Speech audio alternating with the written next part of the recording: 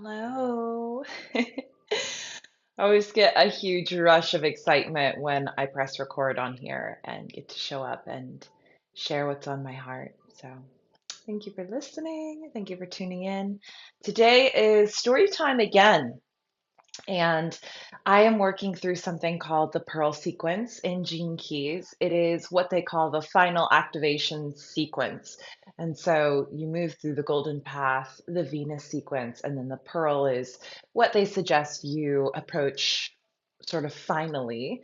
And the Pearl sequence, according to Richard Rudd, the founder of Gene Keys, is a sequence that assists in unlocking your purpose as far as how you're meant to impact culture, how you're meant to translate your deepest wound and use it to create a field of prosperity for yourself and for others. And so I was really attracted to this retreat. First off, Richard is very much so moving through it with us, which is a rare occasion now that Richard is very busy.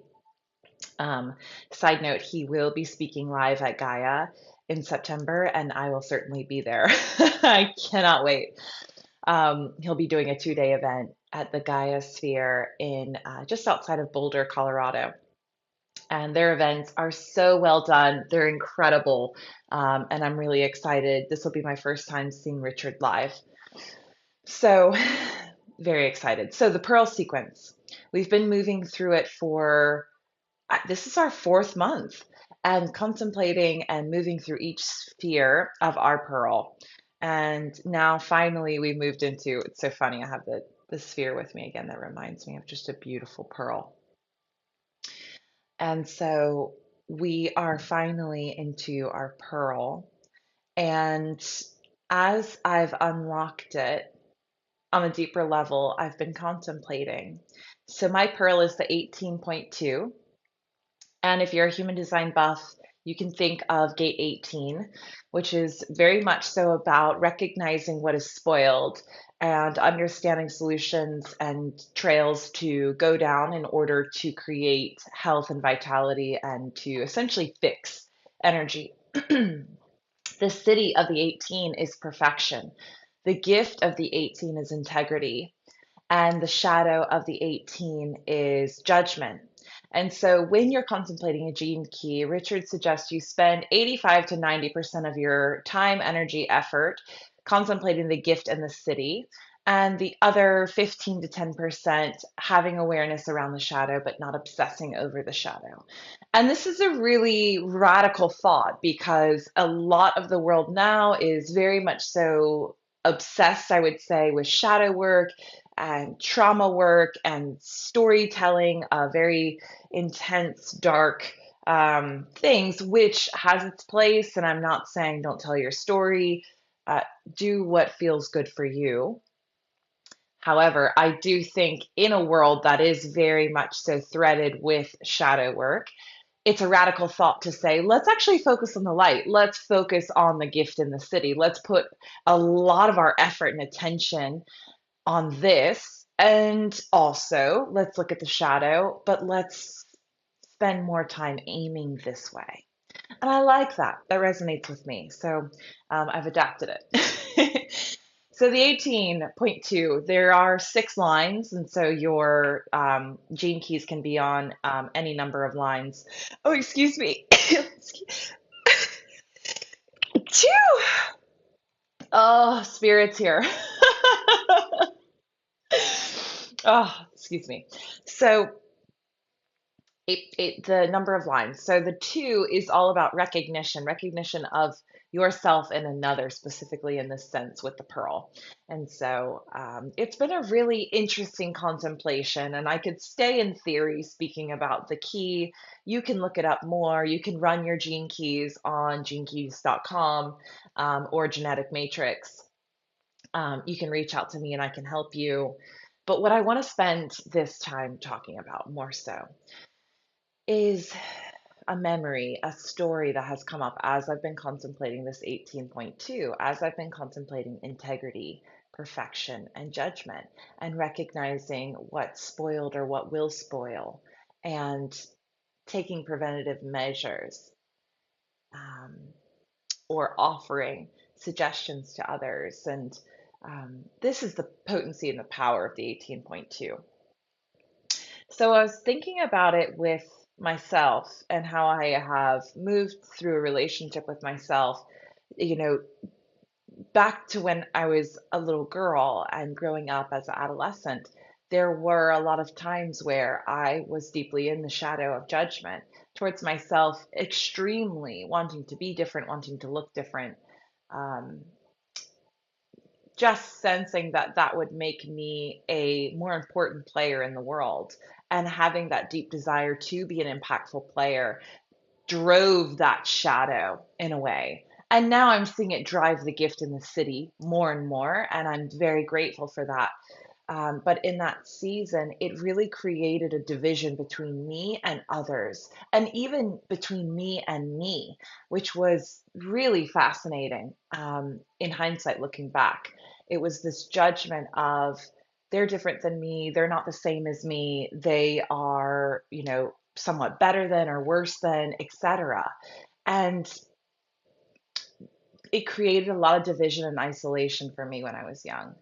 And as I got older, I found as well the theme really showed up in my romantic relationships where there would be jokes from friends about like, oh, no one will ever be good enough for you, and you have all of these standards and wishes and requests, and who can measure up to that? And it was I was receiving mirror reflections of how I was actually very judgmental in my processing of potential partners. And so, as I began my journey of spirituality and of self love when I was in California, I really began to realize and recognize the shadow at a deep, deep level. And what it made me embody was almost the complete opposite. So we saw this like pendulum swing from extreme judgment, comparison, and very high standards to this pendulum swing of everybody's love. I'm light and love, unconditional love accepts everyone where they're at. And so I really embodied this theory of like, come as you are, I accept you. And my standards in dating and in potential partners went down. My discernment went down because I had taken this concept of unconditional love and went to the extreme end of it where it's toxic essentially, because I'm no longer looking and seeing things as they are. I'm seeing them through the eyes of love. And I know this is probably a challenging topic because many of you are like, yeah, that's what you should do. That's like exactly how we should be. And yes, and also love is discerning. Love has boundaries. Love has the highest amount of love for the self first and foremost, and it's extended to everyone. And so I do feel I had increased my sense of love for myself, but I abandoned that part of me that is a gift, that is an integrity. And what integrity really speaks about is like when we walk over a bridge and you're testing the integrity of it, when you hear creaks and moans and there's planks missing and this wooden bridge is sort of hanging on by one rope, the integrity of the bridge is questionable. Now, I could say, well, someone with a really good heart built this bridge, and many people have walked this bridge, and let's walk this bridge, and we don't want to be disrespectful to the person that built it. When we talk about it in this sense, you can see the fallacies here of like, well, yeah, I'm sure someone with a lot of love in their heart built this bridge with the purest intentions that it would never become a hazard. And I'm sure Mother Nature didn't specifically, seek to destroy the bridge. However, here we are with a bridge that doesn't have integrity. And our awareness can see that. So it doesn't mean I don't love the bridge or I don't love the other side it'll take me to, or I don't love the creator if I choose not to walk this bridge. It simply means that I'm recognizing patterns and I'm recognizing things that aren't going to be good for my health, and I'm going to make different choices because of that. Hopefully that makes sense. And so I really saw that, especially in my last long term relationship, that I almost was moving from a delusional, naive place of unconditional love that would recognize things that didn't feel good and would recognize things that I knew weren't going to go good places. I could see planks of the bridge missing. I could see ropes sort of threading and unraveling and falling apart. And I would turn a blind eye. I thought that's what love would do. I thought you're not going to be judgmental, Christina. That's an old season of you. Accept everyone as they are.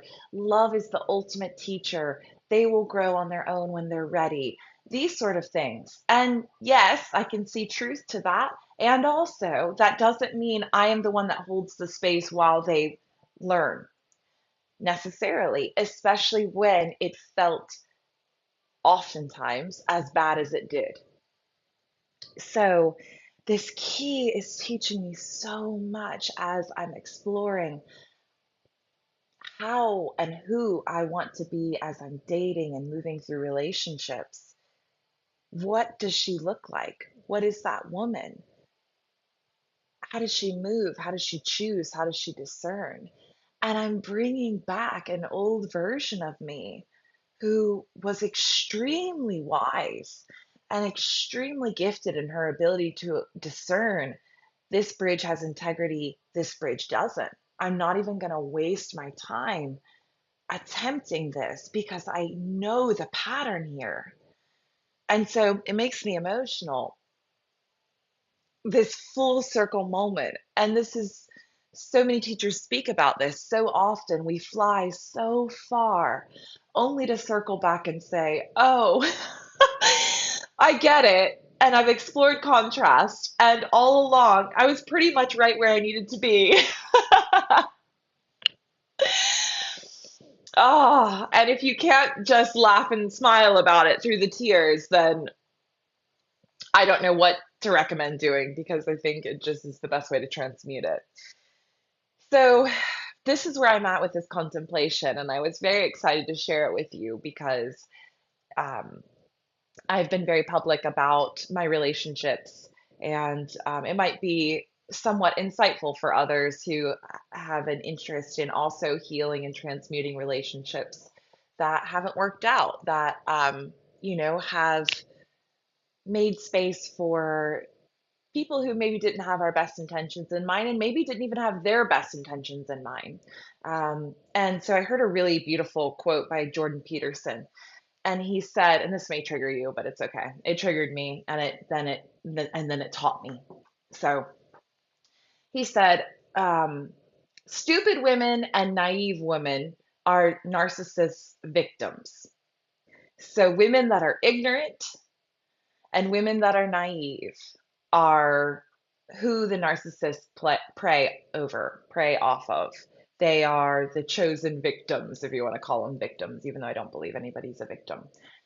And also, as soon as the woman gains wisdom and recognizes, oh, wait a second, I'm being used, I'm being lied to, I don't feel good, something's wrong here, then she shed her ignorance and now there's wisdom here. And sometimes that comes through pain and suffering. For me, it did. And then the naivety, that is sort of what I was speaking about with that unconditional love narrative. Yes, we want to be unconditionally loving, and most importantly, to ourselves. And so that naivete is you don't know what to even look for because you can't even imagine that someone would have malintent. And so, again, over time, someone shows you who they are that you might be dating or might be in a relationship with, and you have the opportunity to grow wise, to look with eyes open, to see things as they are, not as you wish them to be, not as they should be, not as they could be, but to just say, okay, this is who that person is. This is how they show up consistently. And this is how I feel consistently in their presence. So now we have a choice to make.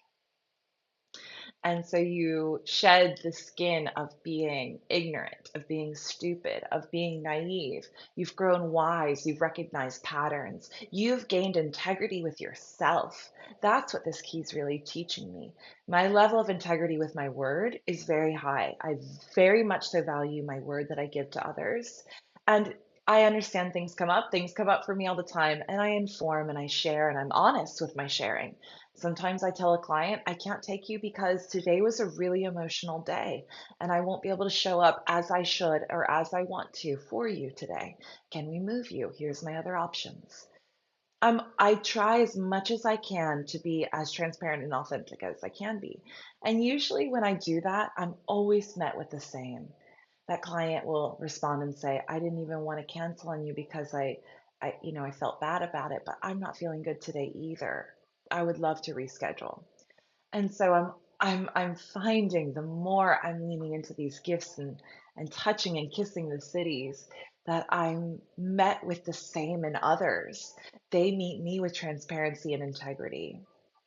And it's magic. Now we're having an honest conversation, in that situation with the client. Now, when we do get to meet, we can say, what was that? What was happening for you? What was coming up for you? We can maybe have learning happen, can maybe create some sort of pattern recognition, you know, and it creates true intimacy and connection then in that sense. So to wrap it up, I feel as I'm contemplating this, bringing younger Christina back to me, bringing her gifts and her ability to be in her own integrity with herself and be so crystal clear on who was worthy of her and who was not worthy of her. And also bring Christina of, let's see, 8 years ago, who really deeply learned that everyone has the potential to be perfect, that everyone already is perfect, and that love truly is our greatest connector. And so I feel with my allies, me and me and me, I have a sense of integration and completion, even though I know we're never complete, but I'm feeling that, I'm touching that in this moment. And I'm feeling very strengthened and empowered to move forward correctly in a way that is correct for me and all my versions of me and all of the needs that I have and all the gifts that I have. I was born with these gifts of discernment, this gift of integrity, this gift of knowing perfection when I see it and knowing what is perfect for me, knowing how I am meant to be in my alignment, in my integrity, in my perfection. And then trusting that compass now to move me forward and seeing the magical relationships that come in with that integration. And also the ones that shed and leave. Now that I've owned more fully parts of myself that I disowned because I thought they were wrong, because they made me unhappy, because they were out of alignment in a sense. The pendulum had swung too far. And so neither version really served me. But now coming into the center and integrating both, I can feel this cohesion now, this, beautiful purple that's made from the red and the blue. It's beautiful. So this is my share, my Gene Key share, and day 4. I hope it serves you. And if you have any Gene Key questions, you can always ask me, reach out to me, leave a comment. I do sessions as well. Or go explore your own Gene Keys. Go on genekey.com. You can run your profile. And I will be speaking much more about these. So if it's interesting to you or resonates with you, or maybe you feel the 18 is present in you, in your design, in your profile, then check it out and see, and we can compare notes. I love you all so much. I hope you have a beautiful day. Thank you for listening. Thank you for witnessing me, holding me, and I witness, hold, and love you.